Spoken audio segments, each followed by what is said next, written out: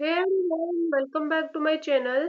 तो आज हम 11th क्लास का चैप्टर 1 हम बेसिक कंसेप्ट ऑफ केमिस्ट्री पढ़ने वाले हैं।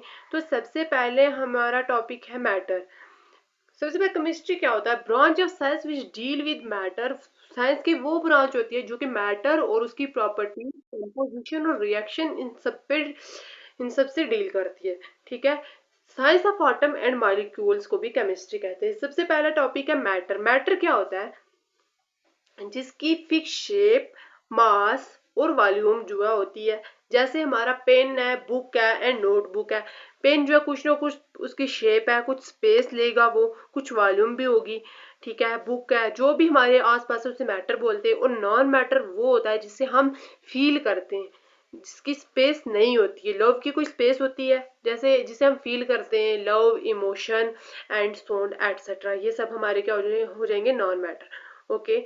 उसके बाद जो है मैटर जो है क्लासिफाई करेंगे फिजिकल क्लासिफिकेशन मैटर में, और नॉन फिजिकल क्लासिफिकेशन होती है, और केमिकल क्लासिफिकेशन होती है मैटर की। ठीक है। फिजिकल क्लासिफिकेशन में क्या क्या होता है? फिजिकल क्लासिफिकेशन की 5 टाइप्स है: सॉलिड, लिक्विड, गैस, प्लाज्मा और बोस एनस्टाइन। और केमिकल क्लासिफिकेशन अगर देखेंगे तो इसमें प्योर सब्सटेंस और मिक्सचर। प्योर सब्सटेंस को आगे क्लासिफाई करेंगे तो एलिमेंट एंड कंपाउंड, एलिमेंट और कंपाउंड। सबसे पहले फिजिकल क्लासिफिकेशन देखेंगे मैटर की। फिजिकल क्लासिफिकेशन क्या होता है? जिसमें bond on intermolecular force and internal energy. अब इंटरमॉलिक्यूलर फोर्स क्या होता है? जैसा कि ये दो कांस्टेंट पार्टिकल है, दो कांस्टेंट पार्टिकल के बीच में जो फोर्स ऑफ अट्रैक्शन होती है ना, दो कांस्टेंट पार्टिकल के बीच में जो फोर्स ऑफ अट्रैक्शन होती है उसी को हम इंटरमॉलिक्यूलर फोर्स बोलते हैं। इंटरमॉलिक्यूलर फोर्स जो है सॉलिड में सबसे ज्यादा होती है। जैसे सॉलिड के पार्टिकल जो है हमारे ऐसे पास पास जुड़े चिपके होते हैं सॉलिड के पार्टिकल। तो इंटरमॉलिक्यूलर फोर्स जो है इसमें, ये सॉलिड के पार्टिकल आपस में चिपके होते हैं ऐसे। तो इसमें इंटरमॉलिक्यूलर फोर्स जो है आईएमएफ, इंटरमॉलिक्यूलर फोर्स जो है सॉलिड में ज्यादा होती है। और गैस में इंटरमॉलिक्यूलर फोर्स जो है सबसे कम होती है, क्योंकि गैस के पार्टिकल जो है दूर दूर होते हैं। ठीक है। इसमें इंटरमॉलिक्यूलर फोर्स जो है क्या होती है? ज्यादा होती है। ओके। देन उसके बाद इंटरमॉलिक्यूलर फोर्स जो है, जैसे जैसे इंटरमॉलिक्यूलर फोर्स जो है बढ़ेगी, डिस्टेंस जो है कम होगा। अगर कांस्टेंट पार्टिकल के बीच में जो है डिस्टेंस कम है, जैसे हमारे सॉलिड्स के बीच में, सॉलिड के बीच में देखो कांस्टेंट पार्टिकल यहाँ पे डिस्टेंस कम है, इन कांस्टेंट पार्टिकल के बीच में डिस्टेंस जो है क्या है? कम है। तो फोर्स जो है क्या होगी? इंटरमॉलिक्यूलर फोर्स जो है बढ़ेगी। डिस्टेंस जैसे जैसे कम होगा तो हमारी आईएमएफ इंटरमॉलिक्यूलर फोर्स जो है बढ़ेगी। अब देखते हैं हम थर्मल एनर्जी। थर्मल एनर्जी क्या होता है? कांस्टेंट पार्टिकल के बीच, कांस्टेंट पार्टिकल को मूव कराने के लिए, कांस्टेंट पार्टिकल का मोशन कराने के लिए जो एनर्जी लगती है उससे बोलते हैं हम thermal energy. Thermal energy gases में सबसे ज्यादा होती है। गैसेस के केस में थर्मल एनर्जी सबसे ज्यादा होती है। ठीक है। गैसेस के केस में सबसे ज्यादा होती है। एंड देन सॉलिड जो है, इंटरमॉलिक्यूलर फोर्स किसमें ज्यादा होता है? सॉलिड में इंटरमॉलिक्यूलर फोर्स जो है सबसे ज्यादा, इंटरमॉलिक्यूलर फोर्स जो है हमारा सॉलिड में होता है। डेंसिटी जो है सॉलिड में ज्यादा होती है। सॉलिड जो है इनकम्प्रेसिबल होता है, रिजिड होता है। इसमें इसकी डेफिनेट शेप, वॉल्यूम जो है डेफिनेट होती है, और मास जो है definite volume, shape and mass. ठीक है। गैसेस के केस में अगर हम देखेंगे तो गैसेस की थर्मल एनर्जी जो है ज्यादा होती है। ठीक है। गैसेस की थर्मल एनर्जी जो है ज्यादा होती है इंटरमॉलिक्यूलर फोर्स से। ठीक है। थर्मल एनर्जी ज्यादा होती है। एंड देन गैसेस को, क्योंकि गैसेस के पार्टिकल जो है क्या होते हैं? दूर दूर होते हैं। गैसेस के पार्टिकल दूर दूर होते हैं, तो थर्मल एनर्जी क्या होती है? कांस्टेंट पार्टिकल को मूव कराने के लिए जो मोशन, जो एनर्जी लगती है, मोशन कराने के लिए जो एनर्जी लगती है उसे बोलते हैं थर्मल एनर्जी। तो गैसेस के केस में थर्मल एनर्जी ज्यादा होती है, क्योंकि गैस के पार्टिकल का मोशन जो है, गैस के कांस्टेंट पार्टिकल का मोशन जो है वो क्या होता है? ज्यादा होता है। ठीक है। उसके बाद gas particle can show, gas particle जो हमारे vibrational, translational and rotational motion जो है शो करते हैं। हमारे गैस पार्टिकल तीनों टाइप का मोशन शो करते हैं: translational, rotational and vibrational motion. तीन टाइप का मोशन जो हमारे गैस पार्टिकल शो करते हैं। डेफिनेट मास होता है, इनडेफिनेट वॉल्यूम और शेप हमारे गैस पार्टिकल्स की होती है। ठीक है। एंड देन हम देखेंगे, अगर हम सॉलिड से लिक्विड में जाएंगे, अगर हम सॉलिड से लिक्विड में जाएंगे तो उस प्रोसेस को हम क्या बोलेंगे? उस प्रोसेस को हम बोलेंगे फ्यूजन। ठीक है। उस प्रोसेस को, जैसे हमारा आइस है, आइस को हम मेल्ट करेंगे।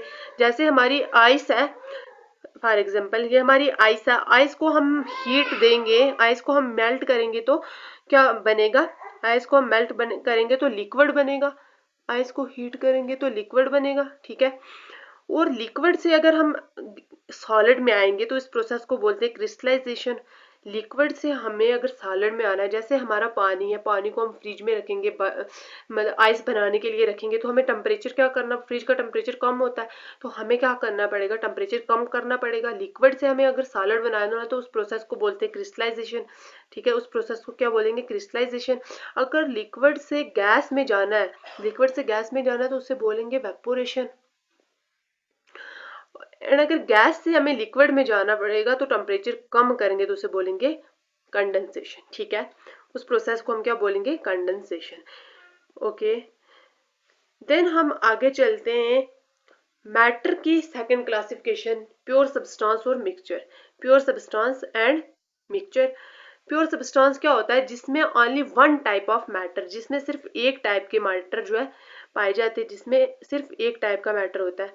जैसे ये एक कंटेनर हमारे पास, इसमें सिर्फ जो है क्या है, पानी है, सिर्फ only one type of matter होता है, इसमें कंपोजिशन फिक्स होती है, यूनिफॉर्म कंपोजिशन होती है।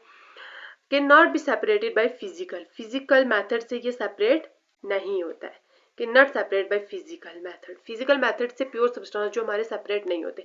एंड देन मिक्सचर में क्या होता है, एक से ज्यादा टाइप के प्योर सब्सटेंस किसी भी रेशियो में पाए जाते हैं। जैसे ये हमारा कंटेनर है, इसमें पानी प्लस शुगर ऐड किया गया है, तो एक से ज्यादा टाइप के मिक्सचर, एक से ज्यादा टाइप के प्योर सब्सटेंस किसी भी रेशियो में मिक्सचर में पाए जाते हैं। इसमें यूनिफॉर्म और नॉन यूनिफॉर्म कंपोजिशन, कोई भी कंपोजिशन हो सकती है, ये फिजिकल मेथड से सेपरेट हो जाता है, ठीक है। ये क्या होता है, फिजिकल मेथड से सेपरेट हो जाता है, ठीक है। अब प्योर सब्सटेंस के भी आगे दो टाइप्स हैं, एलिमेंट एंड कंपाउंड। एलिमेंट क्या होता है, इसमें एक ही टाइप का आटम पाया जाता है। एलिमेंट में क्या होता है, एक ही टाइप के आटम जो है पाए जाते हैं। जैसे हीलियम है, नियोन है, हमारा सोडियम है, कैल्शियम है, इसमें ये एक ही टाइप के। जैसे ऑक्सीजन हो गया, ठीक है, ये हमारा ऑक्सीजन हो गया, जैसे ऑक्सीजन एंड ऑक्सीजन, ये एक ही टाइप के एटम है। नाइट्रोजन हो गया, फास्फोरस। एलिमेंट क्या होते हैं, जिसमें एक ही टाइप के एटम प्रेजेंट होते हैं, ओके। और कंपाउंड क्या होते हैं, जिसमें एक से ज्यादा टाइप के एटम प्रेजेंट होते हैं। जैसे जिसमें एक से ज्यादा टाइप के एटम प्रेजेंट होते हैं, जैसे हमारा कार्बन है, ऑक्सीजन है, ये एक एलिमेंट, एक आटम जो हमारा कार्बन हो गया, एक आटम हमारा ऑक्सीजन हो गया, एक से ज्यादा टाइप के आटम प्रेजेंट है इसमें, ठीक है। कंपाउंड वो होते हैं जिसमें एक से ज्यादा टाइप के आटम जो है प्रेजेंट होते हैं। ये हमारे कुछ कंपाउंड्स के एग्जांपल है, देखो H2SO4 में एक से ज्यादा टाइप के आटम प्रेजेंट है, ओके। तो ये हमारे हो गए कंपाउंड, ठीक है। कंपाउंड को हम केमिकल मेथड से ब्रेक कर सकते हैं। कंपाउंड को हम अगर एलिमेंट में ब्रेक करना है तो हम कौन से मेथड से, केमिकल मेथड से हम इसे ब्रेक कर सकते हैं, ओके, ठीक है। केमिकल मेथड से हम इसको ब्रेक कर सकते हैं, ओके। एंड देन हमारे पास आ जाएगा मिक्सचर। मिक्सचर क्या होता है, मिक्सचर जो है made up of more than one substance. Mixture जो है एक से ज्यादा सब्सटेंस से बना होता है, इसमें कोई केमिकल बॉन्ड नहीं होता, वेरिएबल कंपोजिशन होती है, मिक्सचर में वेरिएबल कंपोजिशन होती है, ठीक है। मिक्सचर दो टाइप के होते हैं, homogeneous mixture and heterogeneous mixture. Homogeneous mixture जो है यूनिफॉर्म मिक्सचर होता है, इसमें ओवरऑल यूनिफॉर्म मिक्सचर होता है इसमें थ्रू आउट द मिक्सचर। जैसे हमारा एयर होगी, ब्रास, ब्रोंज, ये हमारे क्या हो जाएंगी, होमोजीनियस मिक्सचर के एग्जांपल हो जाएंगी। और हेट्रोजीनियस मिक्सचर हमारे कौन से होते हैं, जिसमें नॉन यूनिफॉर्म कंपोजिशन होती है। जैसे हमारे एग्जांपल आ गए वाटर और सैंड, ये नॉन यूनिफॉर्म होती हैं। वाटर प्लस ऑयल, ये हमारे हेट्रोजीनियस मिक्सचर होते हैं। अब मैटर को हम अगर माइक्रोस्कोपिक लेवल पे डिफाइन करेंगे तो इसमें क्या क्या होता है, एटम एंड मॉलिक्यूल्स। अब एटम क्या होता है और मॉलिक्यूल क्या होता है। एटम क्या होता है, स्मॉलेस्ट यूनिट ऑफ मैटर मे और may not exist independently. Atom होता है स्मॉलेस्ट यूनिट ऑफ मैटर होता है जो कि इंडिपेंडेंटली एग्जिस्ट कर भी सकता है और नहीं भी कर सकता। जैसे हमारे helium, sodium, calcium, iron, neon, ये हमारे जो है इंडिपेंडेंटली एग्जिस्ट करते हैं, इसके साथ कोई और एटम तो नहीं है, ठीक है। जैसे ऑक्सीजन, फ्लोरीन, ये जो है इंडिपेंडेंटली एग्जिस्ट नहीं कर सकते, ओके। एंड देन हमारे पास और क्या है, मॉलिक्यूल्स क्या होते हैं जिसमें एक से ज्यादा टाइप के आटम जो है प्रेजेंट होते हैं, more than one type of atom जो है, एक से ज्यादा टाइप के आटम जो प्रेजेंट होते हैं, जैसे हमारे हाइड्रोजन, ऑक्सीजन, नाइट्रोजन, सल्फर, ये सब आटम जो है हमारे क्या हो जाएंगे, ये होमोटॉमिक मॉलिक्यूल्स होते हैं। होमोटॉमिक मॉलिक्यूल सेम टाइप के, होमोटॉमिक मॉलिक्यूल्स क्यों हैं, क्योंकि इसमें सेम टाइप के आटम जो है प्रेजेंट होते हैं। जैसे हाइड्रोजन, ऑक्सीजन, इसमें क्या होता है, सेम टाइप के आटम प्रेजेंट है। और हेटेरोटॉमिक मॉलिक्यूल्स वो होते हैं, हेटेरोटॉमिक मॉलिक्यूल्स वो होते हैं जिसमें डिफरेंट टाइप के आटम जो है, हेटेरोटॉमिक मॉलिक्यूल्स वो होते हैं जिसमें डिफरेंट टाइप के आटम प्रेजेंट होते हैं। जैसे H2O, जैसे H2O, इसमें डिफरेंट टाइप के आटम है, हाइड्रोजन है, ऑक्सीजन है, डिफरेंट टाइप के आटम प्रेजेंट है, तो उसे हेटेरोटॉमिक मॉलिक्यूल्स बोलते हैं। ठीक है, तो आज तक हम यही रखते हैं। अगर आपको वीडियो अच्छी लगी हो तो लाइक, कमेंट एंड चैनल को सब्सक्राइब जरूर करें। Thank you.